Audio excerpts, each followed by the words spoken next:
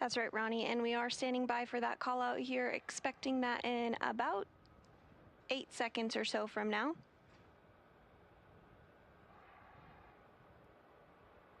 Stage 1 LOX load is complete. And there you heard it. Stage 1 LOX load is complete. Checkouts of the second stage thrust vector control actuators will be underway at about 10 minutes. Complete. Finalizing propellant loading for the booster. The tanks are also pressurized with chilled helium to help push propellant into the engines during flight as the tanks empty. At T-minus 60 seconds, we'll be listening for the call out from Mission Control that Falcon 9 has entered startup mode. At that point, the rocket's onboard flight computers take over the countdown and become fully autonomous. Just before liftoff, at T-minus 2 seconds, the 9 first-stage engines will ignite.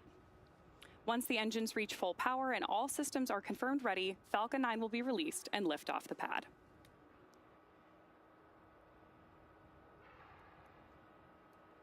We are standing by for the confirmation that liquid oxygen for the second stage is fully loaded. Stage 2 you are LOX seeing load is complete. And there you just heard that call out for stage 2 LOX load complete. You are noticing some of the white vapor venting from the rocket. That is normal and expected this close to launch, as the extremely cold propellants cause condensation in the warm Florida air.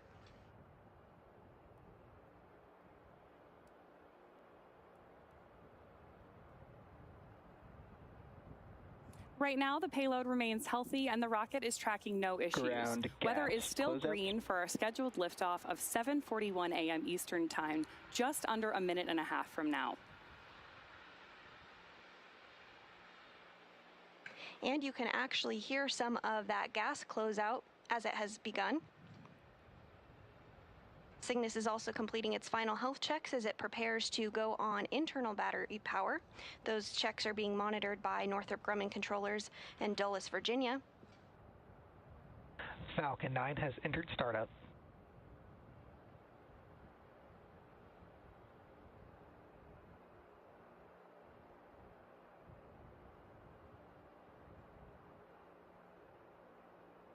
LD, go for launch. With those call-outs, we know that Falcon 9 is on internal power, and our launch director has given us the final go for launch. With that, let's listen in to the final 30 seconds of our countdown.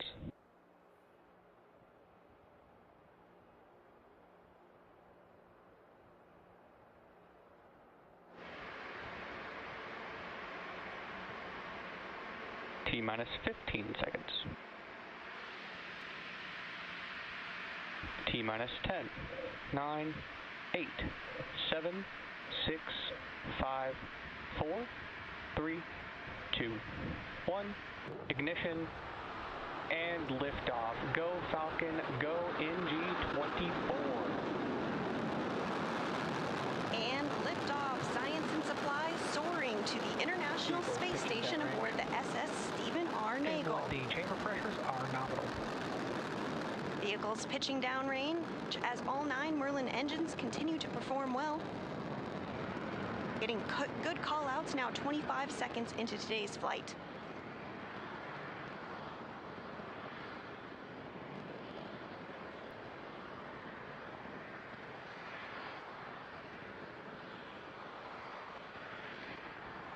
Right now, we're about to throttle down the engines to prepare for max Q, the point of maximum aerodynamic pressure during ascent. Max Q occurs when the combination of speed and air pressure put the greatest stress on the vehicle. Vehicle is supersonic. There's the call out that Falcon 9 is supersonic, or moving faster than the speed of sound. Max Q. And there's the confirmation for max Q. So coming up next are several major events in quick succession. Main engine cutoff, stage separation, first stage flip, second engine start, boost backburn start, and fairing separation. Main engine cutoff, or MECO, as you might heard it called by Mission Control, is when those 9 engines on the first stage shut down. This is followed by stage separation, where the first and second stages are pushed apart. The first stage will then flip around using small thrusters on board so it can head back to Earth. A few seconds later, the second stage engine will ignite to continue pushing Cygnus to orbit. After that, the first stage will perform its boost back burn to steer itself back toward the landing site. Shortly after, the two fairing halves will separate and fall away, exposing Cygnus to space. We should begin hearing the first of those callouts here in just about 5 seconds.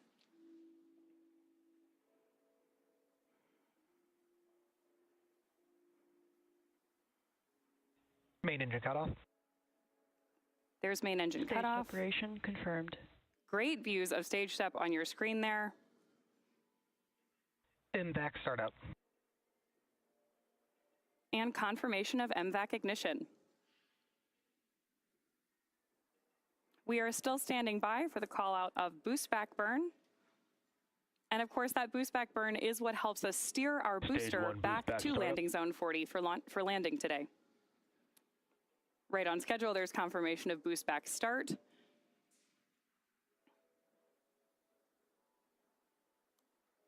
Bearing separation confirmed.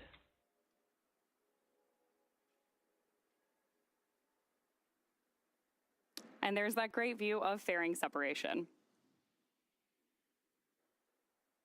So coming up shortly, we should hear the call out for completion of the boost back burn on board our first stage. Again, the first stage will be performing this burn for the 7th time today on its way back to landing zone 40 at Cape Canaveral Space Force Station.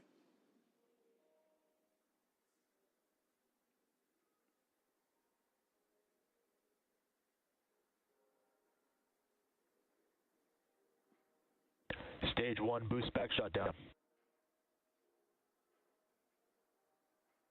There's confirmation of boost back shutdown, and we're getting great views of those grid fins deploying alongside our booster on the left-hand side of your screen. The grid fins are the primary mechanical tool that we use to steer the booster during the upcoming phases of flight. If you are just joining us, you're watching live coverage of Northrop Grumman's commercial resupply mission NG-24 to the space station. We had an on-time liftoff at 7:41 a.m. Eastern Time from Space Launch Complex 40 at Cape Canaveral Space Force Station. In order to make its way back to land today, the Falcon 9 first stage has 2 more burns to execute. We're standing by for the call-up for the entry burn, where 3 of the Merlin engines will reignite. This helps to slow the stage down as it re-enters the upper part of the Earth's atmosphere. Following that entry burn, the booster will go through its landing burn. This is a single engine burn that brings the vehicle's speed down rapidly in order to touch back down on Earth. And of course, on the right-hand side of your screen, we continue to have great views of the MVAC engine on board Stage 2 up in space.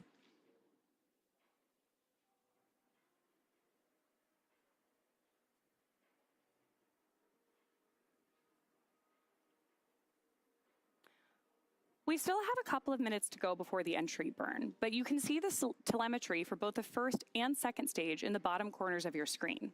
Right now, the second stage is continuing to accelerate and increase in altitude to carry that Cygnus toward orbit.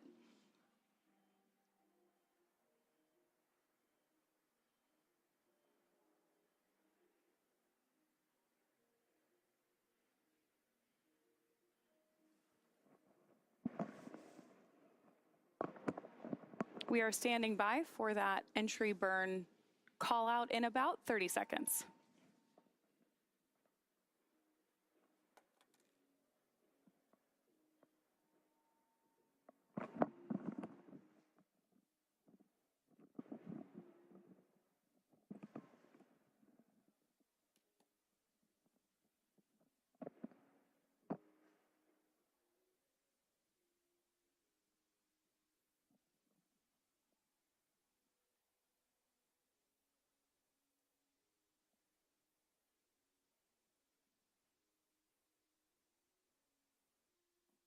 Stage 1 entry burn startup.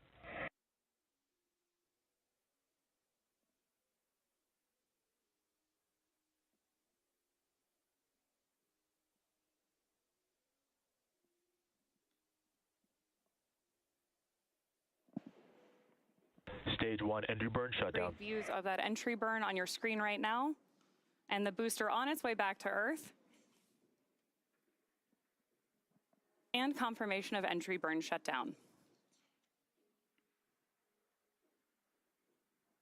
Coming up in the next 30 seconds, we'll have the start of the landing burn for the first stage. The landing burn is the final burn of the Falcon 9 booster today, used to reduce the remaining speed of the vehicle for gentle and precise landing.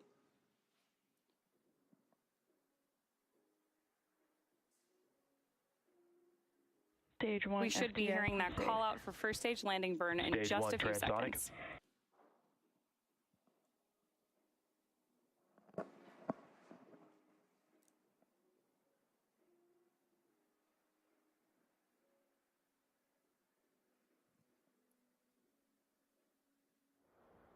Stage 1 landing burn.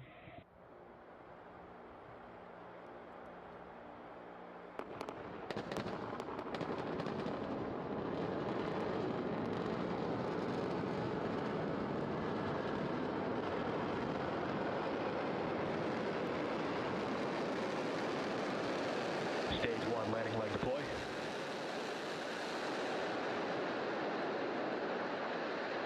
Stage 1 landing confirmed. And that makes another successful landing of our Falcon 9 rocket. Stage 2 is in terminal guidance. And continued callouts from mission control Stage that 2 everything FDS is saved. on board stage 2 is also proceeding as planned. Now, coming up at around the 8.5-minute mark, we should hear a call out for second engine cutoff 1, or SECO 1, which is when the MVAC engine that we've been seeing periodically on the screen will shut down. That will conclude the roughly 6-minute burn by this engine that was needed to get Cygnus into the proper orbit for eventually intercepting the International Space Station. MVAC shutdown. Right on schedule, there's our call out for SECO 1. Now we are standing by for confirmation of our nominal orbital. And we have a nominal orbit insertion. Perfectly on time. That's a good orbit. So with that, I'll toss it to Sandra until we confirm payload deploy. Thanks, Ronnie. We are now approaching the 9-minute mark into today's flight. The second stage has one last major task, commanding separation of the Cygnus XL spacecraft just a few minutes from now.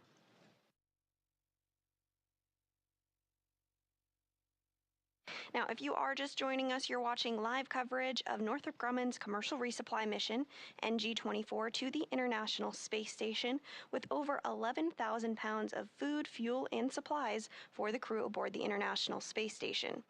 Cygnus will be joining the Crew 12 Dragon spacecraft, which docked with the space station in February of this year. Both Northrop Grumman and SpaceX have a long history of supporting the International Space Station. SpaceX began flying cargo missions in 2012, and Cygnus has been visiting since 2013. To date, Cygnus spacecraft have delivered more than 158,000 pounds of cargo, equipment, and science experiments to the space station. This mission is the second flight of the larger Cygnus XL spacecraft, which can carry over 11,000 pounds of cargo. This is roughly 33% more than previous versions of Cygnus. Today's flight will deliver critical supplies as well as scientific investigations in biology, physical sciences, Earth observation, and technology development. And these missions help keep the station operating as a world-class laboratory in space.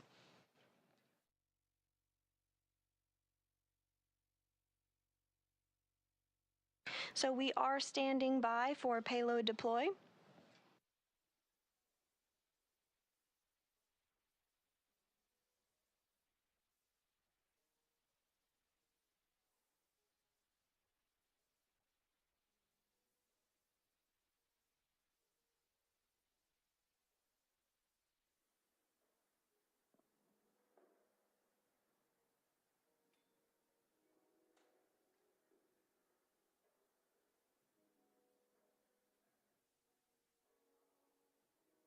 We're continuing to get these views of the second stage here.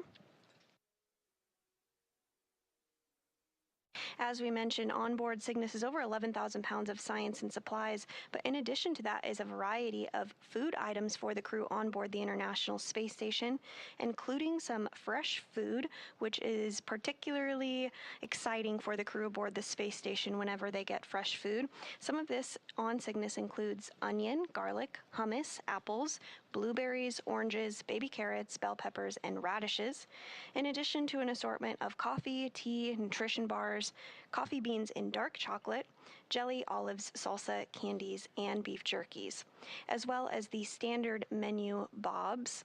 The crew will be expecting to receive this food on Monday. Capture of the Cygnus spacecraft is scheduled for 11:50 a.m. Central Time on Monday, 12:50 p.m. Pacific.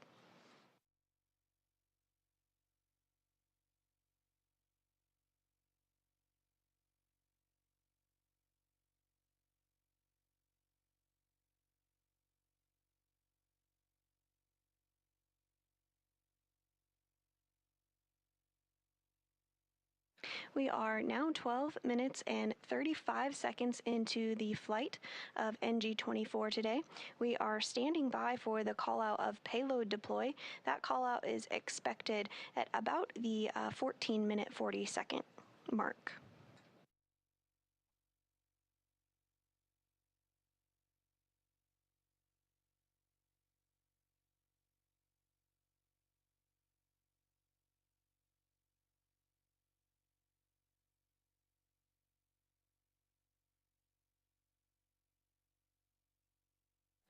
In addition to hardware and supplies and food for the crew on board space station, there is a exercise device, the European Enhanced Exploration Exercise Device, which is a compact exercise system to help preserve muscle mass and bone health in microgravity.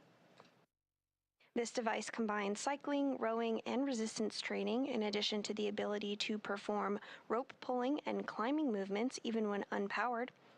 And this device was jointly developed by NASA and the European Space Agency.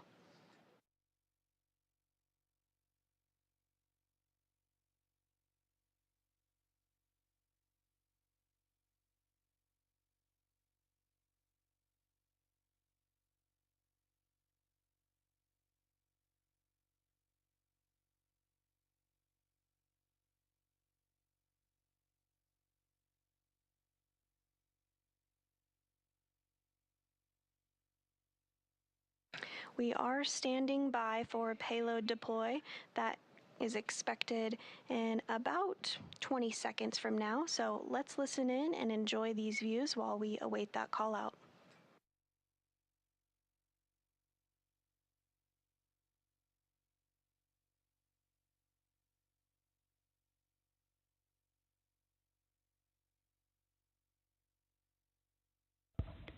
Payload separation confirmed.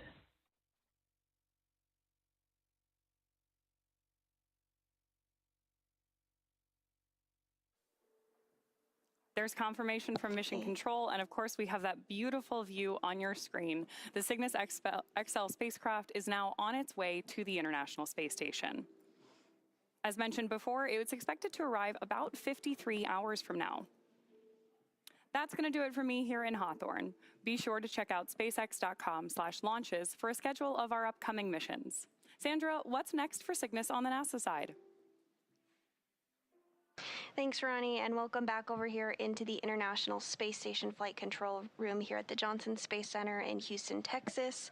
Next up will be the deployment of Cygnus's solar arrays, scheduled to begin about an hour and a half after launch, and that process should take about 30 minutes to be completed. Now, once those arrays are deployed, we will provide an update on the International Space Station blog with the latest news.